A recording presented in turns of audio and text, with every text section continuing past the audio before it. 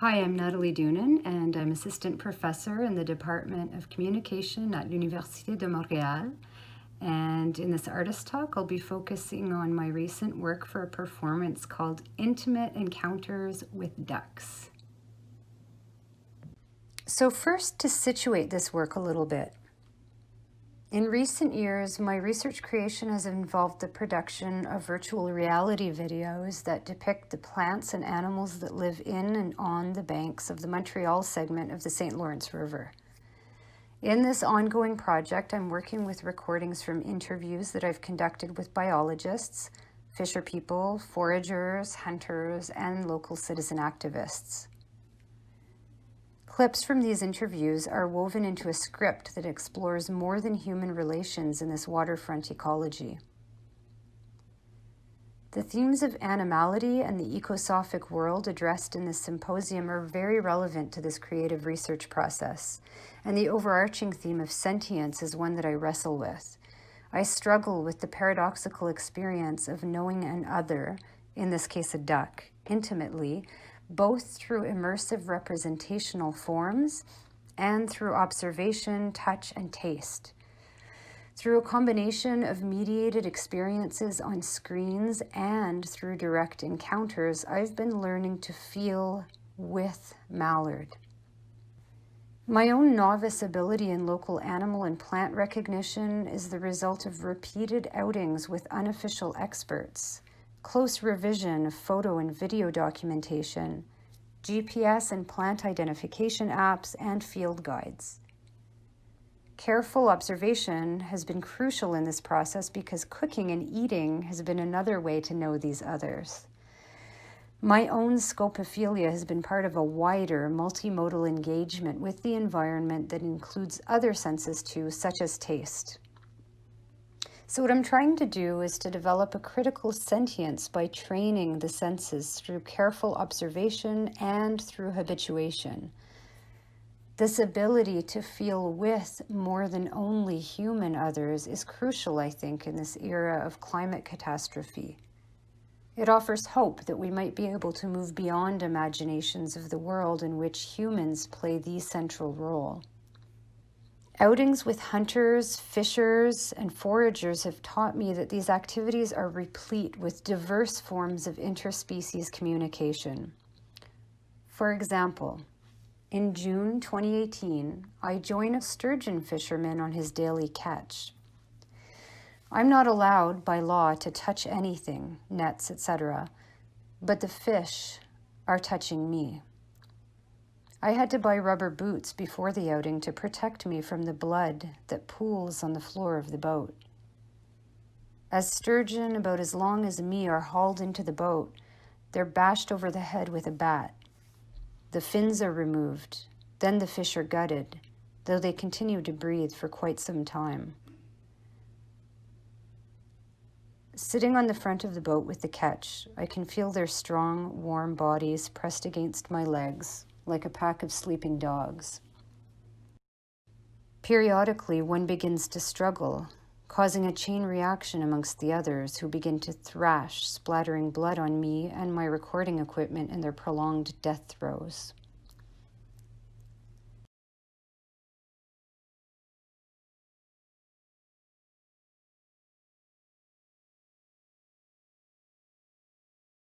Four months later, I spend the morning on a duck boat, camouflaged in cypress boughs, nestled into phragmites and surrounded by Canada goose and mallard decoys on the St. Lawrence River, with Montreal's skyscrapers to the north and the condominiums on Nuns Island to the east.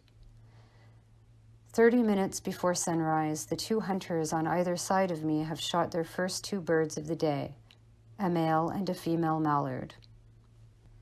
Back at home after the trip, I flip between browser tabs on the internet as I search mallard and mallard marinade at once.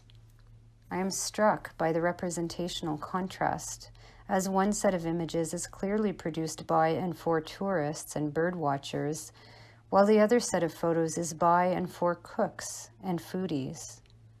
Are these two forms of duck loving mutually exclusive, I wonder?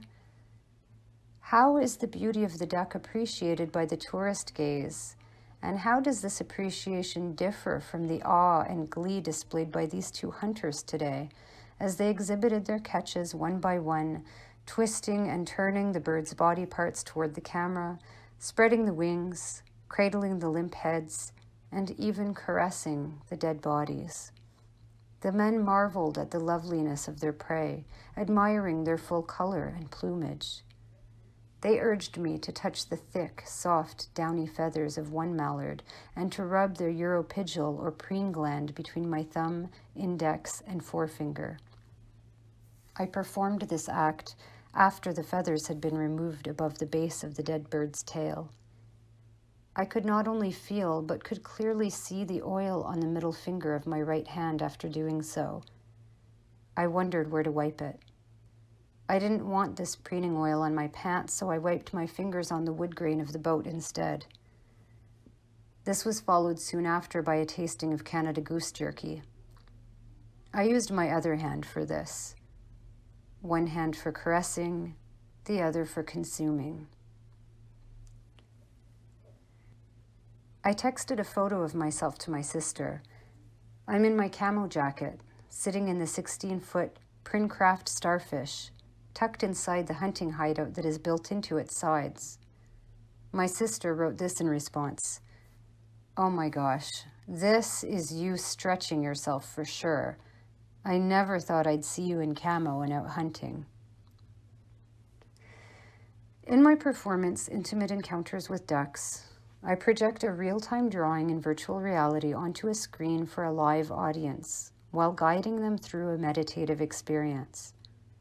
This work is a reflection on drawing as a form of interspecies communication. After all, before the invention of photography, flora and fauna were registered through eye-hand coordination. Recordings on paper of moments in time when the body of the artist was entrained with the bodies that he or she was recording. In this way, interspecies bodies were engaged in a process of becoming together. On the other hand, is there a certain violence in the attempt, however futile, to fix, in memory or by other means, a fugitive beauty? As Leonard Cohen famously wrote, "True love leaves no traces. When you and I are one, it's lost in our embraces, like stars beneath the sun." And I will finish with a 1-minute excerpt from Intimate Encounters with Ducks. Close your eyes. Are we able to evoke our closest wild neighbors? Before the invention of photography, flora and fauna were registered through eye-hand coordination.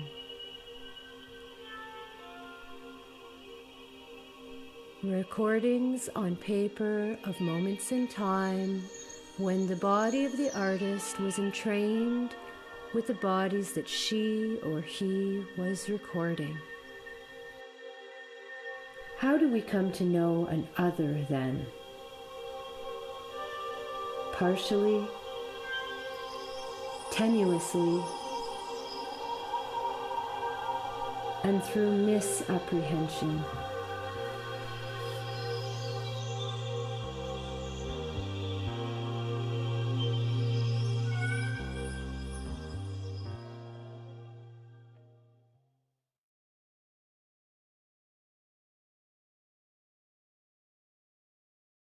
We are presenting Machine Biography, a predictive machine learning biography of Claribaj and Diego Diaz for the year 2050. This biography is being created by artificial intelligence, using deep neural networks that have been trained from all our digital activity, GPS locations, digital conversations, photographs, videos, etc., compiled during 2017.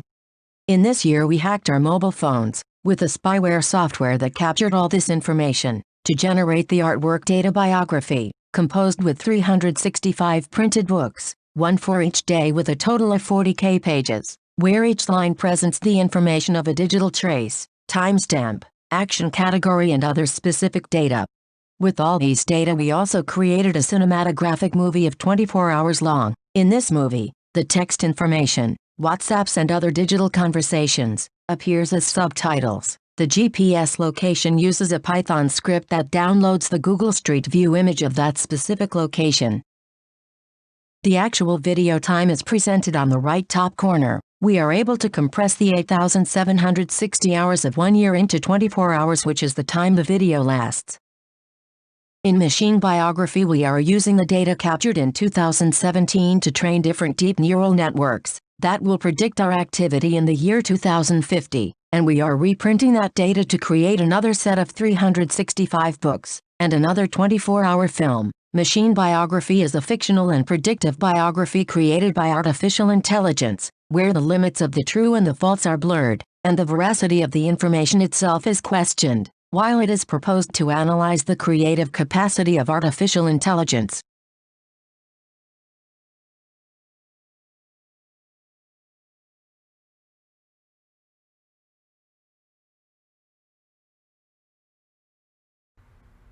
Hi, my name is Arne Eigenfeldt.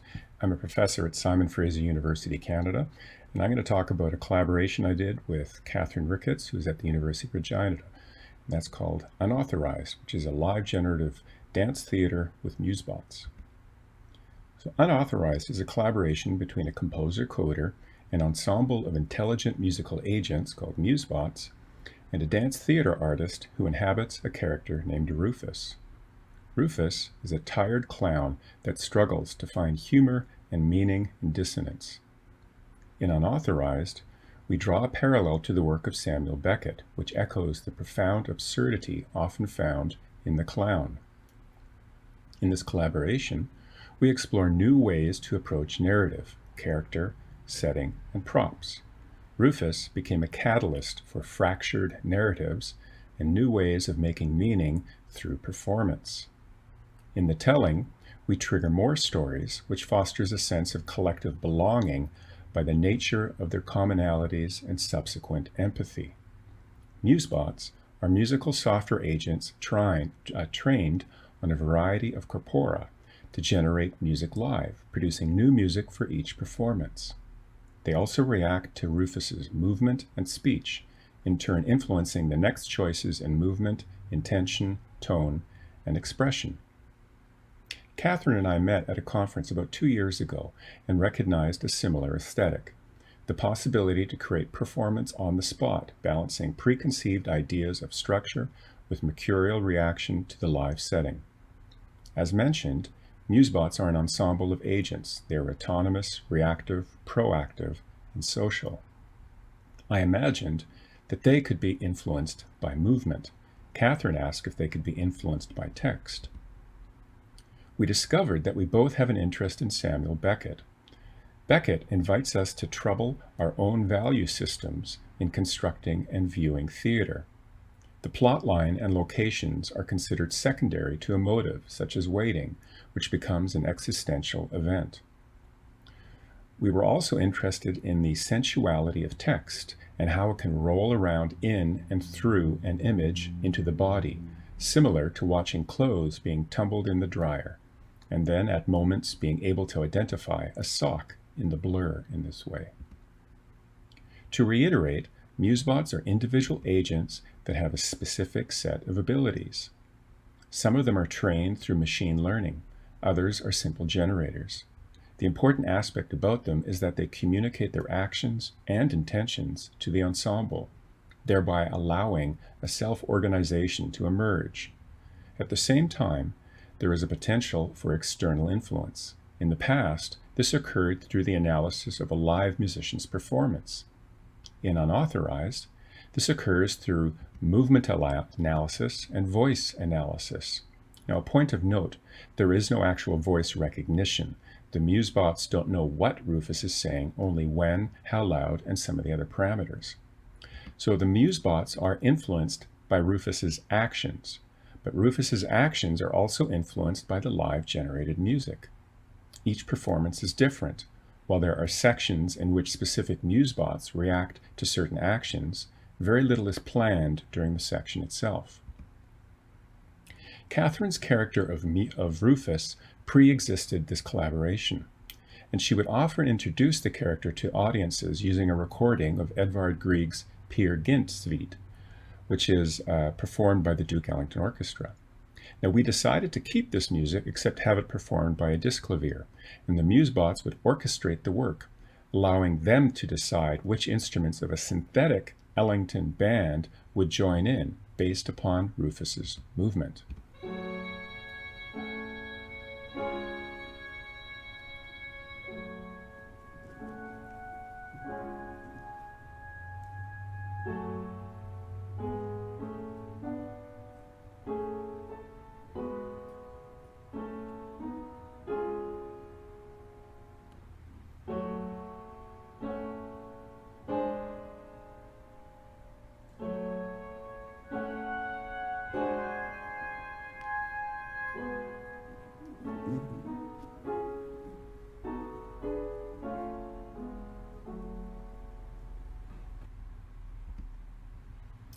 In this section, called The Unnameable, it involves Rufus delivering 4 monologues from Beckett's The Unnameable. We recorded Catherine reading the text in various ways. One set of Musebots plays a soft, drony texture underneath the monologues. Another group reacts to Rufus's movement, reassembling the text based upon Rufus's movement during the dance interludes, analyzing the amount of movement and its distance from a perceived center. I know my eyes are open because of the tears that pour from them unceasingly. I know I am seated, my hands on my knees because of the pressure against my rump, against the soles of my feet, against the palm of my hands, against my knees, against my palms, the pressures of my knees. In this section, one Musebot generates a structure, and it creates a unique and separate set of containers or moments which will determine the performance Musebot's activities, including the complexity, speed, consistency, and volume in their performance. A separate Musebot displays scrolling text, and that's constrained by the individual moment's parameters.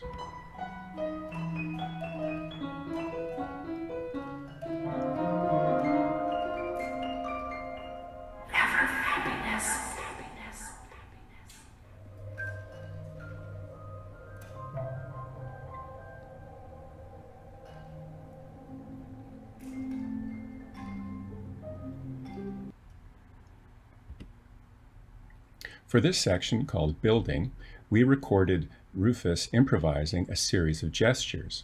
In performance, a Musebot selects from the video database and reassembles some of them into a new unfolding gesture phrase. At the same time, 2 Musebots unfold a melodic structure, building a long melody, one note at a time. Lastly, 2 additional Musebots display an unfolding text from phrases that Rufus has already spoken, as well as generating new text using Markov chains from Beckett's The Unnameable. Rufus then freely reinterprets the displayed movement gestures through poetic movement.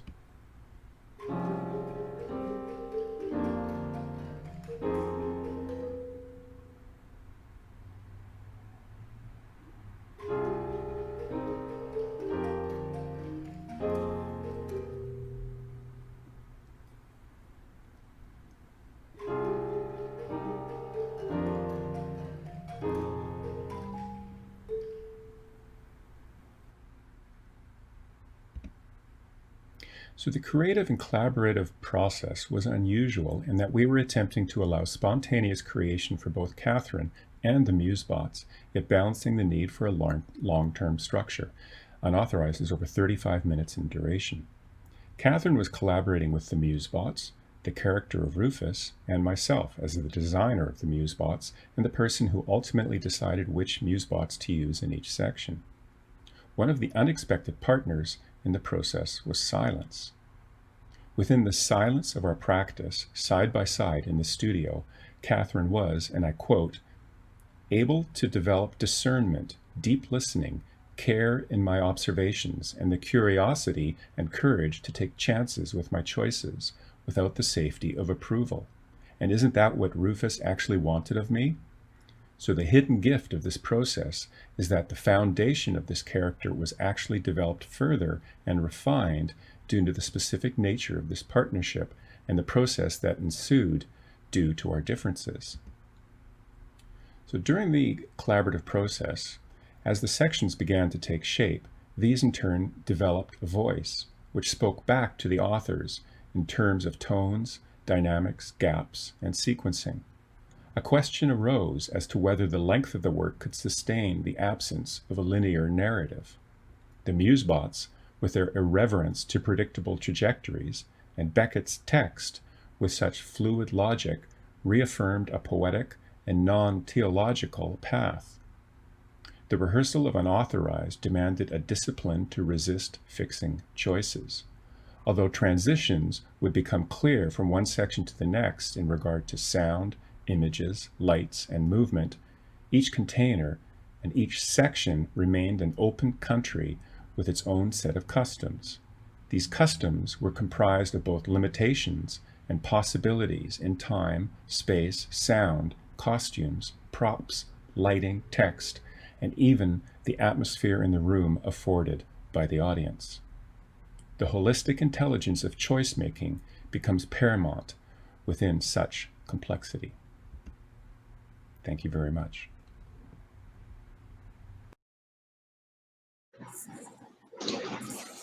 Okay, so that concludes the talks. Let me ask if there are any questions.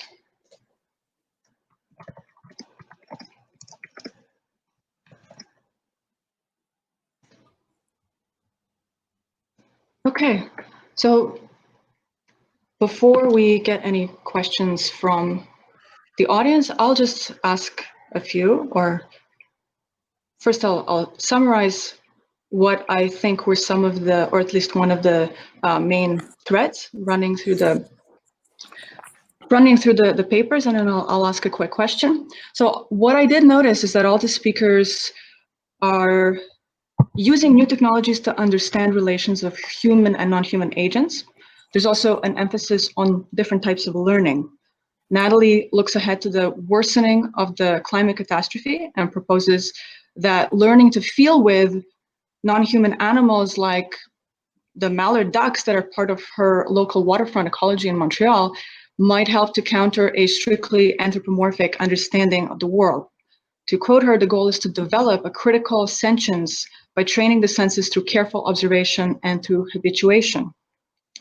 Clara Boy and Diego Diaz use custom machine learning software to generate a predictive biography of their lives in the year 2050 after installing spyware to track all their digital activity in the year 2017. And in this case, it's the neural networks that learn to make their own decisions independent of the programmer. And presumably the artists are also learning about patterns in their own lives and perhaps about the limitations of this technology currently. And in the case of Unauthorized, learning happens on the level of technology, as some of Arne's Musebots or musical software agents are trained to do particular things with machine learning. But the performer also learns by being forced to give up the safety of a traditional narrative, character role, setting, and so on. And in this collaboration, Catherine, who plays the Beckettian clown character, must react to the decisions made by the Musebots, who are in turn reacting to Rufus's movements and voice. So the performer develops better listening ability and greater courage in making unexpected choices without needing those choices to be authorized. So I'm wondering if you could say more about the role of learning and training in your respective projects. So I noticed that as one connecting thread between them.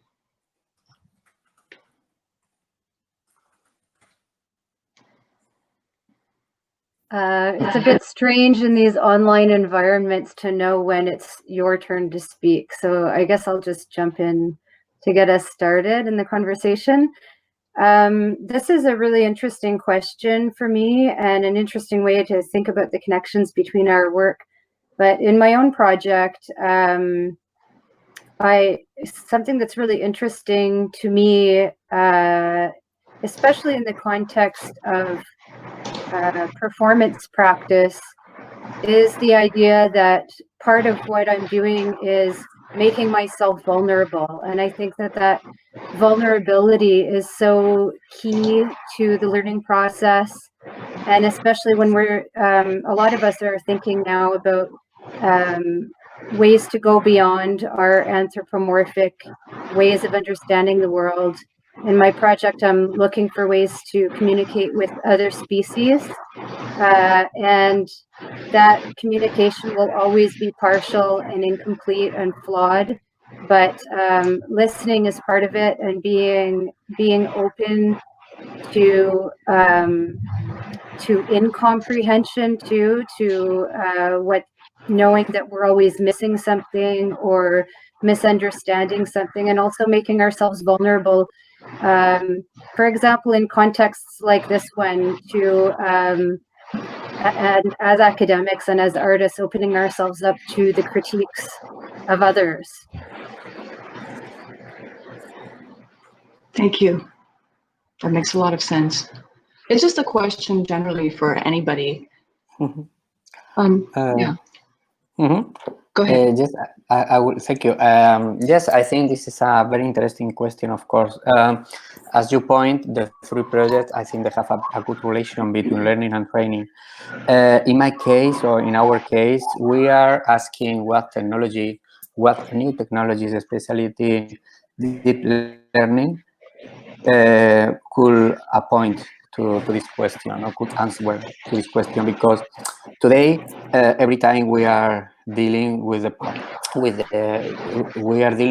power of the new technologies, where prediction is more important every day in our daily life. Everything is organized by machines and the prediction of that machines, and it has a direct impact in our life, and especially in the politician and economic sector decisions. No? So this is why our project is raising the idea of what could happen with our biography, what could happen with our life in the future if we have a critical understanding and a critical approach to the situation where machines could predict and could organize our societies in some ways.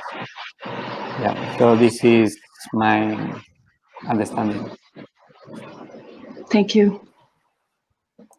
Yeah, I'll jump in and give my response. So in the case of the Musebots, that they're artificial agents, they're software entities, and while some of them did have the ability to learn, once Catherine and I were working together, it was me that was always doing the learning, because I had to develop them and shape them and push them in a certain direction. So in that regard, yeah, I would say that the learning was, because I was always in control of how they would sort of evolve, that there was no learning during the process other than my own. But it was the collaboration itself was an entire learning process, because how could I work with, after working for years and years and years with humans, and developing a process in which we would learn on the spot and continue to learn, where Musebots would not develop any further than I would ask them to. And I'm sure Catherine has a different response as well. Thanks, Arne. Yeah, I'm very interested in failure and beautiful mistakes, and so the vulnerability that you speak of, the other presenter, is really key in this situation. I'm also very interested in how we can bring heat to the machine or technology, and so in all of that, I needed to surrender, as Arne had spoken about earlier, I needed to surrender that notion of narrative that we all know, inception, climax, and resolve, and it lives in a 35 to 40 minute time frame. It's easy to be abstract in 7 to 10 minutes, but to sustain that amount of time and to try and play in that heightened reciprocity, I would say, between the Musebots and my own character and choice making was a huge challenge. And we could we could perform the piece countless times for years ahead, and it would always be different, and it would always be a challenge. Thanks.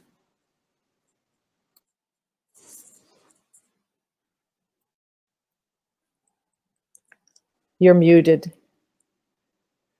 Yes, we can hear you. Sorry, I keep muting myself to reduce the noise. Yeah, I was going to ask about the role of failure in all of your projects, actually, but that does make a lot of sense.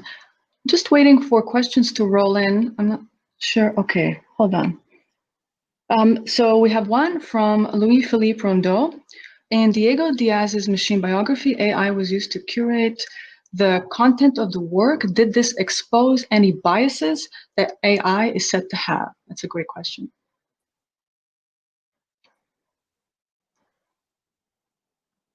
Can you repeat, please? I have some noise I could understand. Sorry. The question is from Louis-Philippe Rondeau. In Diego Diaz's machine biography, AI was used to curate the content of the work. Did this expose any biases that AI is said to have?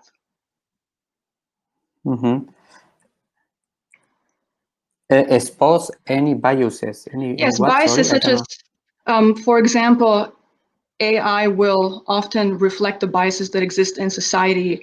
It might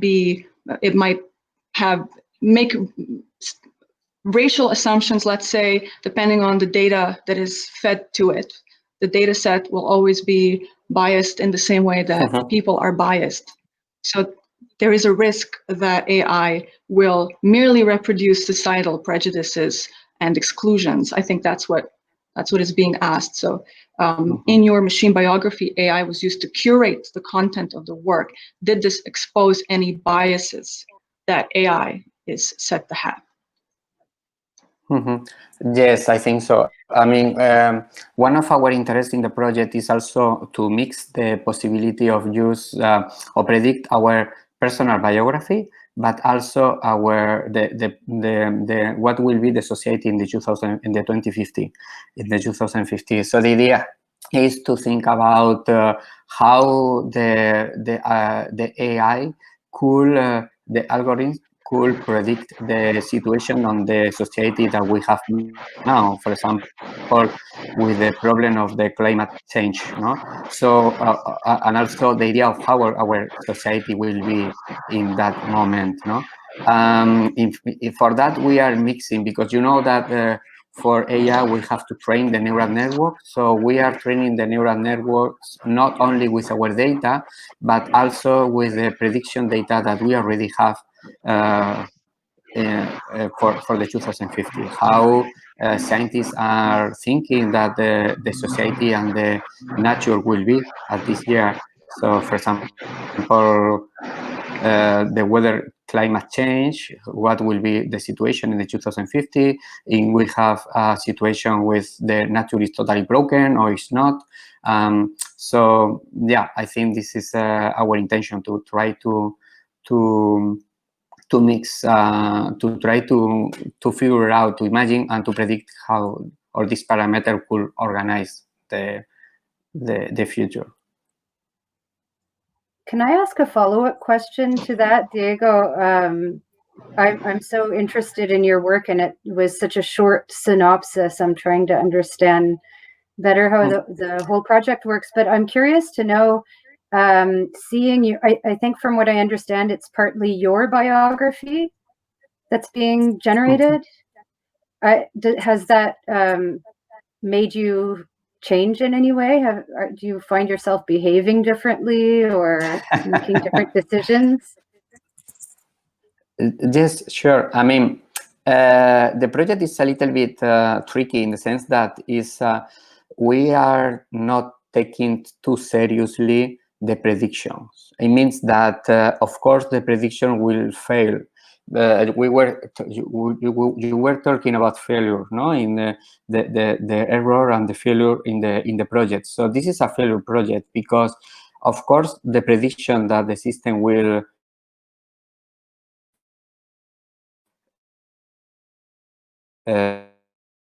generate for the 2050, we'll know what will be our life in 2050. So the idea for the project is to push the AI, the artificial intelligence technology into the border, into the limit, and try to make this broken. Try to broken this technology, to push into the limit, and try to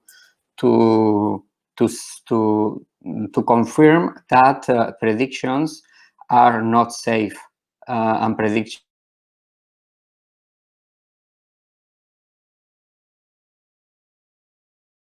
are error. What is going to be in 2050 in my life?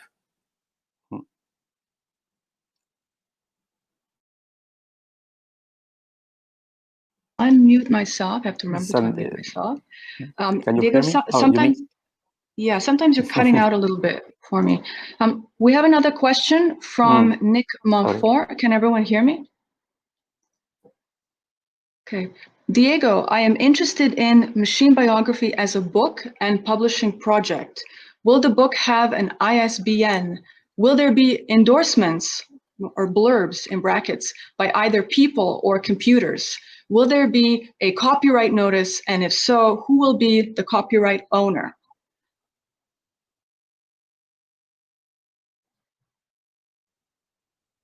No, there is no ISBN, there is no copyright owner. Yeah, who is the author of the artwork? No, it's always the question with the AI. No, if the author, the credits are by the people who program the algorithm, or the credits are by the algorithm itself. No, they are open questions that we can debate and we can discuss, but no, the books will be totally not copyrighted. By us, I mean, the copyright is by us because it's our artistic project, our artistic work, because we have the intention to create this biography, of course, but it's not created by us. We made the algorithm. No? I mean, but it's not totally true in the sense that we don't make the algorithm. That we use is the algorithms that scientists already have, like open source algorithms that people are distributing in the internet. I mean, we download that and we adjust into our project. We are not computer science. We are artists, so we use the technology that is open source and is available to us at the moment. So probably part of the artist, the copyright will be by the scientists who made these algorithms too. Okay, that's interesting. Okay, as I wait for more questions to roll in, I'll just ask one. This one is for Natalie.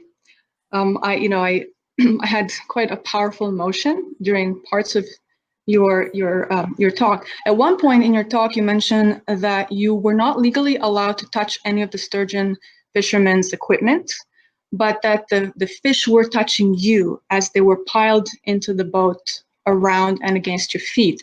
And obviously the fish, as non-human animals, have no legal protections. They're exploited as property.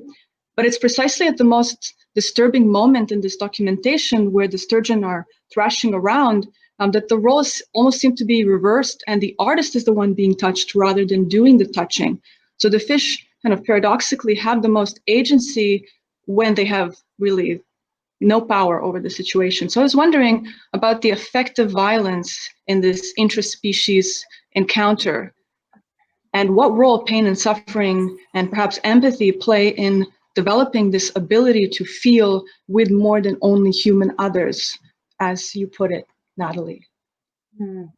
Yeah, thank you for that question. It's really at the heart of where my interest lies. And this idea that empathy is a form of communication, feeling is an important form of communication. And I've been thinking a lot about suffering in particular, and communicating through suffering.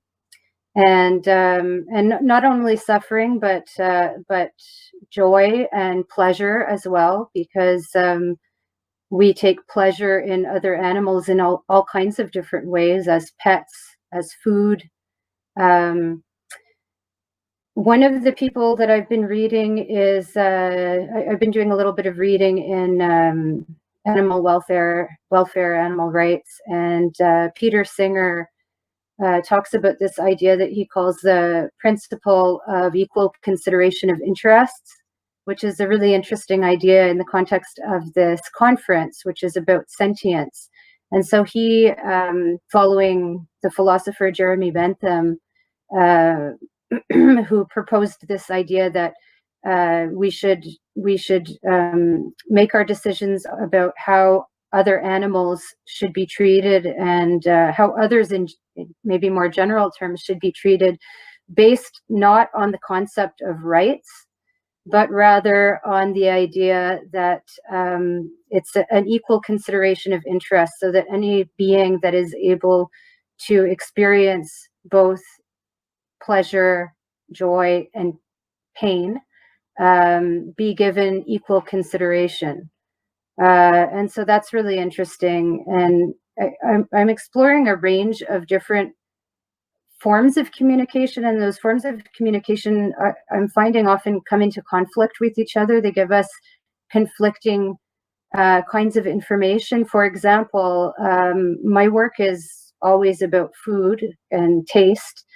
And so, like I said, a lot of us experience a lot of pleasure and joy in consuming animals, but may have pets at home and may have experience of enjoying animals that are alive as well. And those two experiences of pleasure and joy come into conflict with each other. And so it's these ideas that I'm really struggling with. And I really appreciated the piece that we saw by Arne and Catherine, because they are also exploring these ideas of narratives that are not teleological and that have no resolution. And I think that this is an important contribution that artists can make, is telling these stories that are very complex and maintaining the conflict, maintaining the paradox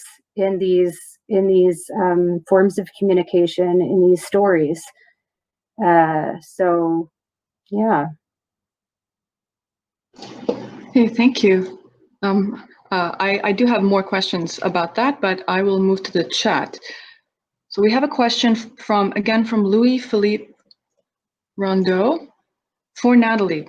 Our increasingly digital lives tend to become homophilic. Social media algorithms connect us with people who agree with our worldview. How is the culture shock in encountering fishermen and hunters? Did you consider their point of view? Was it a polarizing encounter?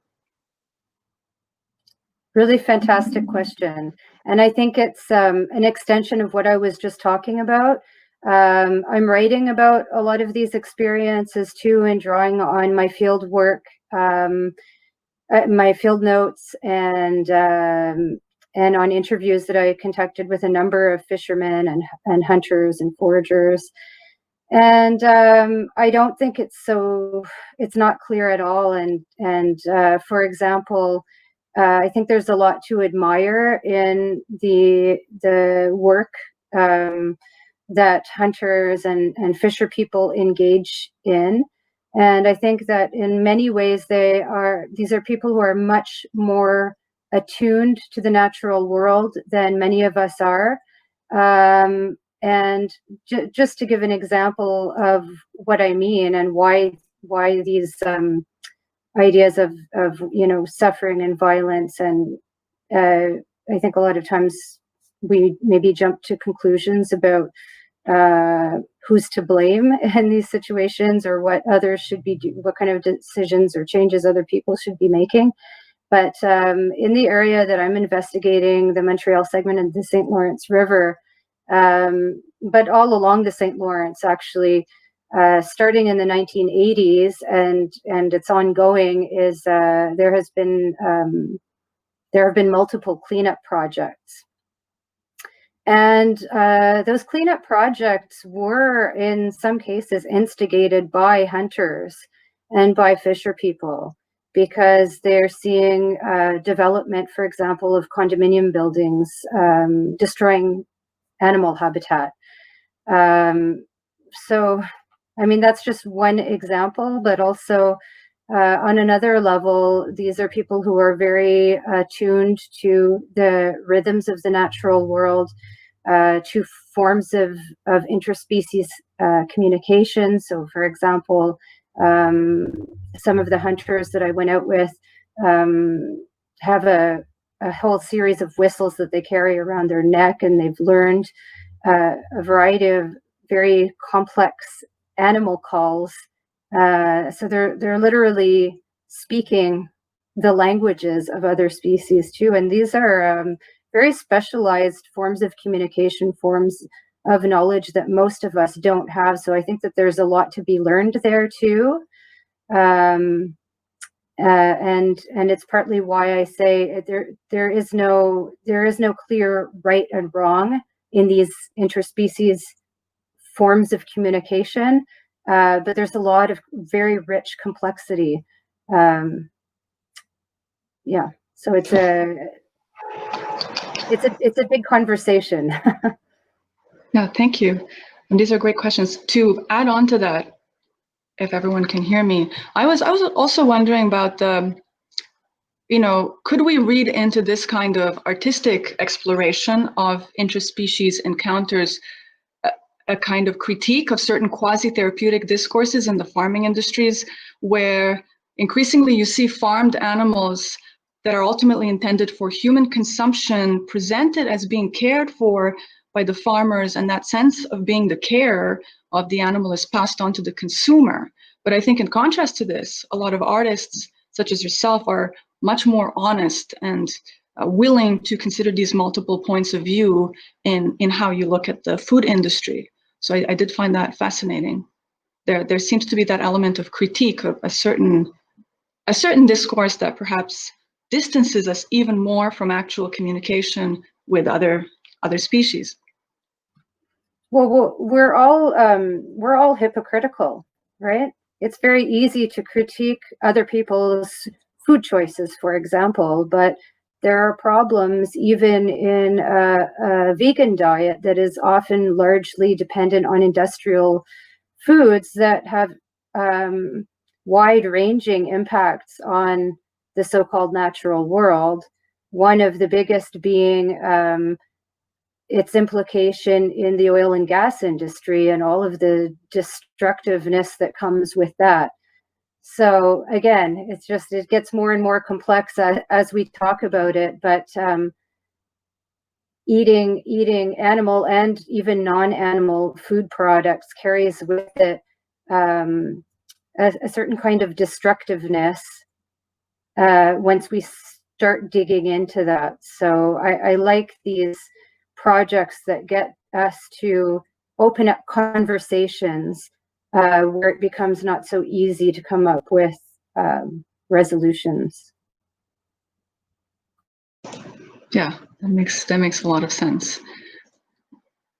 It's a fascinating project. Okay, so I'm still waiting for another question, unless the chat isn't loading for me. I hope that no one else can see a question that I cannot. But I'll ask one. I have one for Arne and Catherine.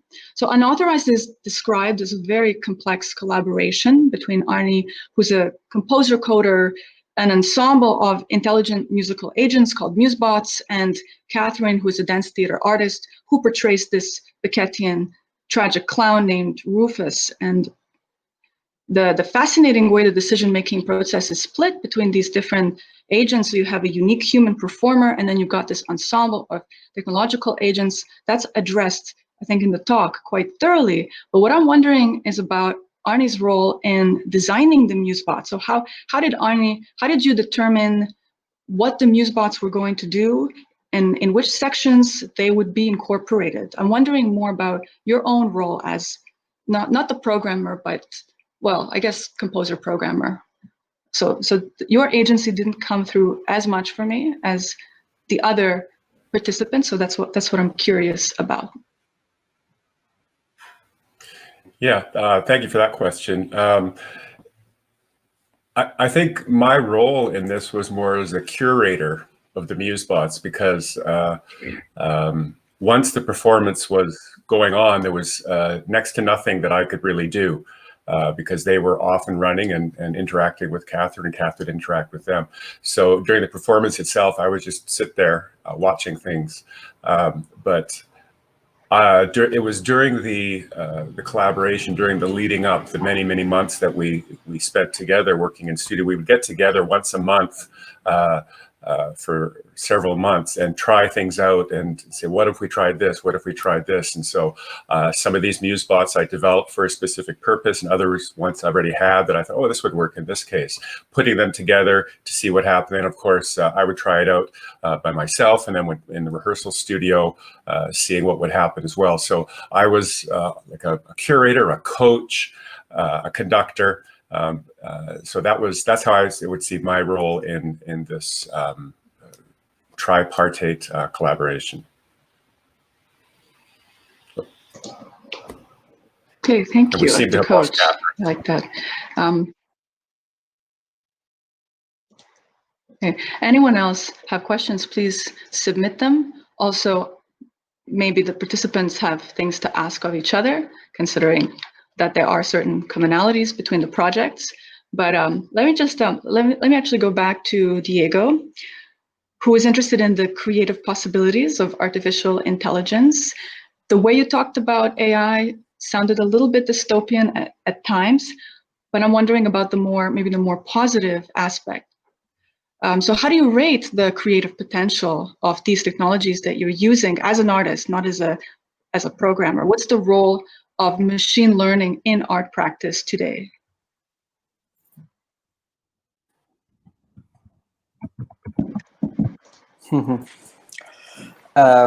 This role is quite quite big, because there is every day we can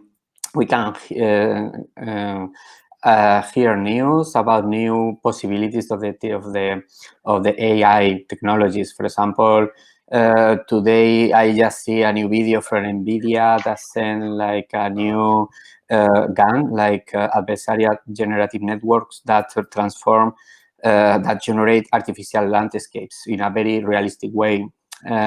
So it's impressive how creatively the new technologies with the AI can offer us possibilities of creating things that was not possible to create before. No? So in this way, it's amazing. And as an artist, I'm very interested into explore new areas of creativity through the artificial intelligence. So it's amazing. But for me, the more important or the more interesting address of the AI technology is that nobody knows exactly how the algorithms are working inside them, because they work as a black box. Even the programmer who make the algorithms, if you ask them, they say, okay, why the algorithm took this decision, why the final result is that one? They cannot truly answer you, because inside the black box, nobody knows how the neural networks or why the neural networks took this decision. This is quite interesting from the philosophical and critical point of view, because some people say, like, for example, we are entering in a new area, in a new era, where the scientist is changing into the domain of the technology, where the decision is not clear, and the decision is not clear why the machines took these decisions. Okay. Okay, so Catherine has trouble hearing, so I will be putting, I will probably put a question into the chat. Does anyone have any questions here? I'm not seeing any in the chat currently. I had a question. I just wrote it in the chat, Catherine, if you can't hear. It's for Arne and Catherine. Great. Thanks, Natalie. When you say theatrical ensemble, do you mean like the whole team of people that put up a production per se, or are you talking about a more conceptual idea of the theatrical ensemble? No, I meant because in theater, you're used to working collaboratively as part of a team, and I'm just wondering how the Musebots have changed or challenged your notions of what that means or what it is to work as part of an ensemble in putting together the entire production. Well, I think that the Musebots became very tangible to me. I even had images that they look like, as characters. But I think that the unpredictability that comes with working with Musebots is part of my practice as an improviser. So I don't really work with choreography anymore. I may choreograph on others, but my performance practice is improvisation. So whether it's working in an outdoor site and with the unpredictability of weather, external sounds, surfaces, all those players, so to speak, are playing within that realm of unpredictability. So the Musebots, it wasn't that it was new for me to have that as a condition, but I think that what I would be interested in is that we were working with this kind of fluid text of Beckett. And I'm kind of interested in how that unpredictability with the Musebots could work with a more linear play like Tennessee Williams or even Shakespeare, and to kind of trouble something that is predictable with something that isn't predictable. Okay. I'd also like to just jump in as well. And the one thing that I really like to emphasize is the notion of collaboration, in the sense that within music, electronic music, many of us use technology in a very fundamental way. But it seems to me that I would suggest that a lot of it is very interactive. It's in performance in much the same way that a string quartet interacts within performance, but they don't necessarily collaborate. And for me, the notion of collaboration is in the process leading up to the work itself, where you can change ideas and really say, well, this isn't working, what about this?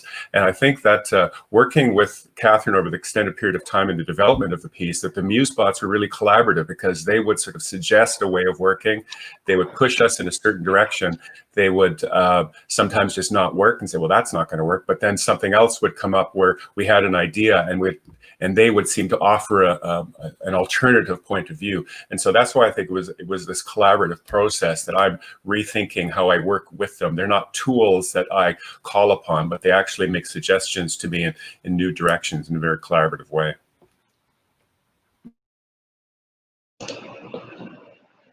Great. That's fascinating. So I will ask another question, and I'm going to copy and paste this into the text box. It's the private chat. Okay, it's actually too long to copy. So Catherine, I hope that you can hear me. I will put it in the chat after I just ask.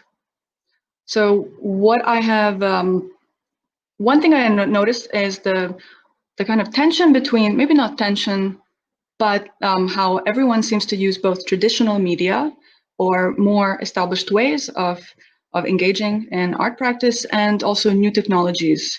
So for example, Natalie speaks about mediated screen experiences and then more direct encounters, the ones that bring her in close contact with the animals. And in her performance, she combines virtual reality with drawing, which is a very traditional medium and the mainstay of natural history before photography was invented. Elsewhere, she uses GPS and plant identification apps to learn about her local ecology, or she rides in a camouflaged hunting boat. And Diego is using custom deep learning software to create a predictive biography from data collected by spyware, while presenting the results in the form of the traditional book, and also through film. And then Arne and Catherine are creating Musebots that reorchestrate, for example, a piece of 19th century music by Norwegian composer Edvard Grieg. So could any one of you say more about how you view the coexistence of traditional media and new media and technologies in your projects? Okay. Yes, I would like to point something. Thank you. I think it's a very interesting question and way of connecting the three words. I mean, from my point of view, from our perspective, this is one of the few projects. Clara and me, we were working together since the year 2000. So we have been developing different new media projects, a few of them. The data biography and machine biography are the only ones that the final result is a traditional media, as you say, traditional books, like printed books. We did different projects with augmented reality, with GPS, game, phone application and things, everything before the final result of the project was an interactive system that as an interactive installation, electronics and so on, but not traditional media. This is our only project that the final result is traditional media. And the reason is because in this project, we want to communicate first that the big data, the amount of big data information that everybody is generating every day in our daily life. And this data, as everybody knows, the digital trace of our lives are recorded in the internet, are recorded in the servers, in the company servers. What we were trying to communicate is to physically show this data printed in books, so everybody can really understand how many data we generate every day. We think this is interesting, important, because when we have a big number, the big number is difficult to see, to understand the amount of data who is in this big number. But if we print it out, if we make this number physically, if we print 40,000 pages, then we really see, we can understand, and we can touch this amount of data. So this is why we think sometimes it's important to physically transform digital information to physical information. So working with these loops from digital to physical. Yeah, this is why we did this, we work with this approach. Thank you. That's very interesting. Sorry. Go ahead. To pick up from what you're saying, I think it's kind of something similar in my work. And Caroline Jones, the art historian, and Peter Gallison, who works in science and technology studies, have been working on research looking at how forms of new media, new technologies of visualization, in their case particularly, is allowing activists and in some cases artists to make apparent or to manifest parts of the natural world, and also processes that bring us the food that we eat, that are visualizing and making evident these processes for wider publics. And they're looking at how activists mobilize that kind of imagery. And I think this is an interesting thing for artists to consider, is how, I mean, in the work that I'm doing, using action cameras, GoPros, drone photography, underwater photography and video. Partly the reason I'm doing that is because these are new technologies that are becoming widely accessible now, and allowing us to visualize and to sense parts of the natural world that we have never been able to sense before. And also in my case, I'm looking at panoramas and the history of panoramic landscapes, because the site that I'm looking at was intentionally designed as a panoramic view. And so this is the case along the water.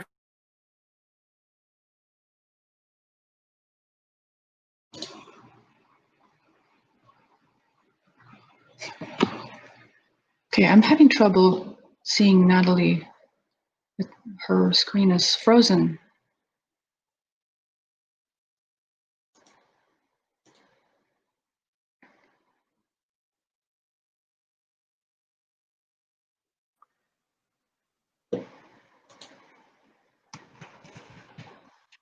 Do you want to come back to Natalie and I could insert a little bit, or do you want to wait? These technologies that I think is really important too. I don't know, did I cut out? She's coming back now, let's see. Okay, I don't know what you actually heard or didn't hear. Could you repeat the last couple of sentences? I think we missed it.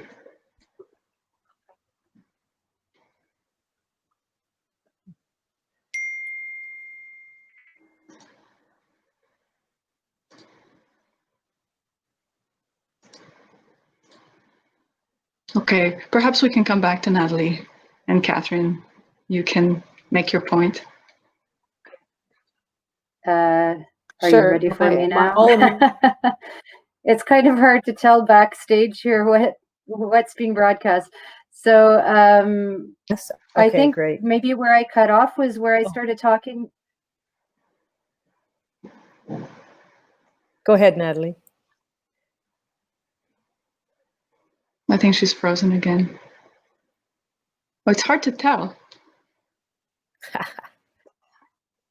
Yes.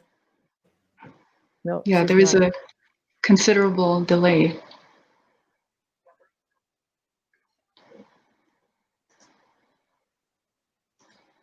Okay. I'm not frozen. I'm just waiting. Backstage, we keep hearing a repeat of the last few minutes, so it's hard to tell where we are. Okay, I'll try one last time. I think where I cut out was when I started talking about the way that the waterfront landscape is designed as a panorama. I think I'll just stop there because something really strange is happening with the technology. I'm going to mute myself. Okay, thank you, Natalie, and I'm sorry that we didn't get to hear your full point. And yeah, the technology, I always foresee problems, but it is getting a little bit frustrating. So because we didn't have one presenter, we actually do have more time, or we had more time for the discussion. So I don't want to keep this discussion going past the point where the technology is working and perhaps there are no more questions from the audience. So I will think about slowly wrapping it up. Does anyone else from either the presenters or from the audience have any questions for anyone, or any issues to raise, any points to make? I would just say that in relation to this last question around traditional and new media and what was talked about in terms of digital and physical, that working with a performative body that is progressing in age is not fixed to a traditional. So I dance very differently now at the age of 60 than when I danced at the age of 20. And so not only contexts and conditions affect what we would consider to be a traditional medium, but also the health and capabilities of a body that changes over time. And so I feel like there isn't really a traditional in terms of using the body. There could be a traditional in terms of using plays and narratives, but I feel like I'm also in this kind of pliability and porosity with my practice, that I have to constantly attend to changing conditions within my body as well as within Arne's offerings. So materiality keeps intruding and disrupting. or offering, inviting. Let's say inviting instead of intruding. Okay, inviting. Yes, and that sort of connects to what Diego was talking about. Seeing the magnitude of the amount of data that is collected on us, seeing this in the form of a bound and printed book, obviously has a kind of chilling effect, and that too is a kind of more traditional materiality that is asserting itself and making us aware of all that happens in the digital ether that we can't really conceive of in terms of scale. So that's fascinating. Since they don't, okay, there don't seem to be any questions coming in. Possibly the chat is also delayed. So I'll just ask a quick question of Diego, although I think you have spoken to this a little bit. So you have described your machine biography as blurring the lines between fact and fiction. What does that mean in the post-truth era, where we've seen social manipulation on a vast scale through these very technologies? Yes, the post-truth era is after the last U.S. election, the last two U.S. elections. People start to talk about these topics. No, the point of the deep fake, where there is a lot of manipulation of information in the networks, in the social networks. There is a lot of fake news that are generated not even by humans. They are generated by bots who are programmed with artificial intelligence. This information is not only text, it's also image and videos. And every time it's more difficult to identify if they are true or not. No? So because they are very realistic and very well done. So the idea of our project is that we generate predictive biography where it's not possible to see if this is true or not, in the sense that the information who is writing in the books are very well done, in the sense that they look very real. Of course, they are failure, as we say before. They are not. It's not possible to check if they are well done, in the sense that the prediction is correct. But the way how it is done, like for example, the images who are generated or the text who are written, looks very real. This is why we do. I finalize the project with this line, like the through is a blur between reality and not, because the sense of how the information is writing. I don't know if I explain myself. Yes, it's very clear. Yeah, it also reminds me of something that I read. It was an article by, I think, Trevor Paglen, and he was talking about how the vast majority of the images that are constantly being produced today are not meant to be seen by human eyes. They're in fact meant to be exchanged between machines, right? So these new invisible images to us are intervening in our lives, right? And their functions are changing from representation and mediation to activation, enforcement, all these dystopian things. So that's yes, exactly. Also, the important the data sets, no, who are made with millions or trillions of images or data and so on, or are made by machines for machines. So it's amazing how, for example, the new model, the GP3, who is the famous algorithm for predict and generate text, is made with I don't remember how many, but it's amazing. They put inside, in order to train the networks, they put inside like so many information, like the whole Wikipedia, many different database of information, which, as you say, is not made by scenes for human. Yeah, it just completely shifts how we think about images. Okay, so I'm still not seeing any questions in the chat. I will open this up to, for the last time, to the panelists. If you have any questions for each other or any concluding statements, thoughts about these very fascinating projects. No? I would like to say something. Like, I think they are a good relation, because I really enjoy it. I would like to say thanks to the organizer and to the participants. I mean, to the speakers, because I think it's for me, the three different projects at the beginning, if you see them from outside, they are quite different. But if we